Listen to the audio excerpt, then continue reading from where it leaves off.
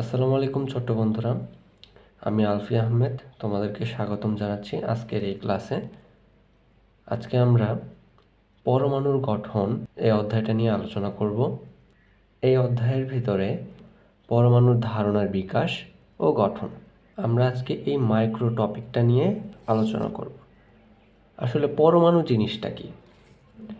এই পরমাণু জিনিসটা আসলে কি?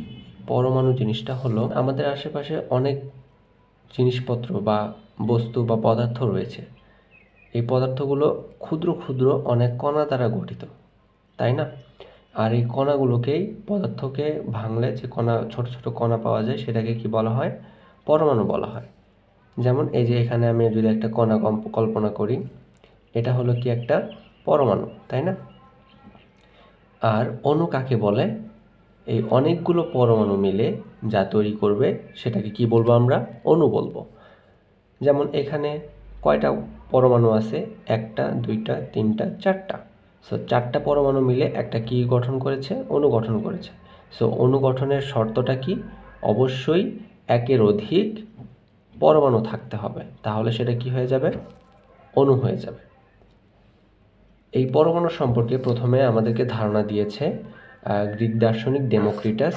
তিনি বলেন যে পরমাণু অবিভাজ্য, অর্থাৎ পরমাণুকে ভাঙা যায় না।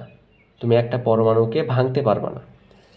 তার মানে আমরা বিষয়টা যদি আর একটু ক্লিয়ার হই, পরমাণু হলো কোনো পদার্থের মৌলিক একক এবং এই পরমাণুকে ভাঙা যায় না, সেটা বলছে কে? গ্রিক দার্শনিক ডেমোক্রিটাস বলছে। এর পাশাপাশি আরও অনেক বিজ্ঞানী রয়েছে, যেমন প্লেটো এবং অ্যারিস্টটল। তিনারা আবার বলছে কি যে এই পরমাণুগুলো ছোট থেকে ছোট হতে থাকবে। এটাকে আমি যদি ভাঙতে থাকি, একটা পরমাণু, এই পরমাণুকে যদি আমি ভাঙতে থাকি তাহলে এটা কি হবে? ছোট থেকে ছোট হতে থাকবে। তাহলে আমরা দুইটা মতবাদ পেলাম। একজন বিজ্ঞানী তিনি বললেন কি, ডেমোক্রিটাস পরমাণু অবিভাজ্য, এবং প্লেটো এবং অ্যারিস্টটল বলল যে পরমাণু ছোট থেকে ছোট হতে পারে। আবার আরেকজন বিজ্ঞানী কি করলেন? জন ডাল্টন, তিনি বললেন যে পরমাণু অবিভাজ্য ও একটি ক্ষুদ্রতম কণা। ঠিক আছে, এখানে অনেক বিজ্ঞানী অনেক ধরনের মতবাদ দিয়েছে। তার মানে ইনি যে মতবাদটা দিলেন, ইনার মতবাদটা পরবর্তী সময়ে বেশি গ্রহণযোগ্যতা পেল, যার কারণে এই যে প্লেটো এবং অ্যারিস্টটলের মতবাদটা কি পরিত্যক্ত হল। কিন্তু আসলেই কি পরমাণু অবিভাজ্য? তোমাদের মনে প্রশ্ন জাগে না? সঠিক যেই ফলাফলটা হবে সেটা হলো পরমাণু বিভাজ্য। পরমাণুকে আমরা ভাঙতে পারি, এটা হলো সঠিক ফলাফল। এটা অনেক দিন গবেষণা করার পরে বিজ্ঞানীরা জানতে পারলো যে পরমাণুকে আমরা কি ভাঙতে পারি। পরমাণুকে ভাঙলে আমরা কি কি পাবো? ইলেকট্রন পাবো, প্রোটন পাবো এবং নিউট্রন পাবো। ঠিক আছে, ইলেকট্রন পাবো, প্রোটন পাবো এবং নিউট্রন পাবো।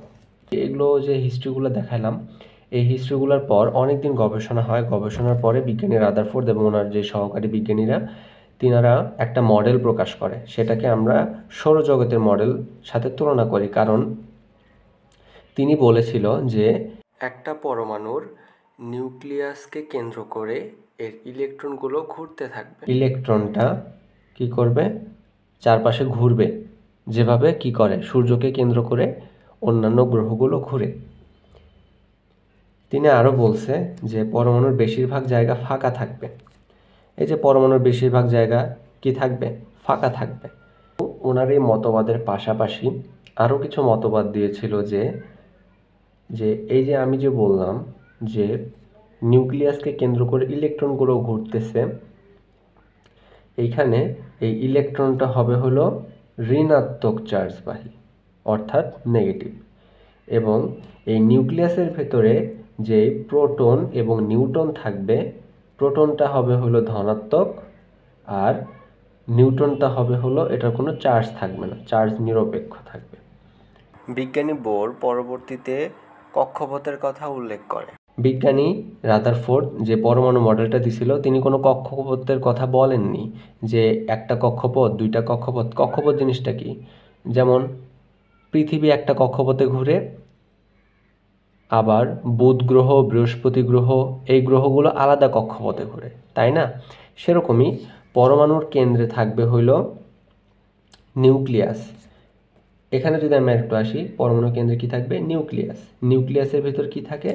প্রোটন আর নিউট্রন থাকে। এই যে দেখো দাগ দিয়ে দিয়েছি মাঝখানে পরমাণুর কেন্দ্রে, এখানে কি থাকবে? নিউক্লিয়াস থাকবে। এই নিউক্লিয়াসের ভিতর কি থাকে?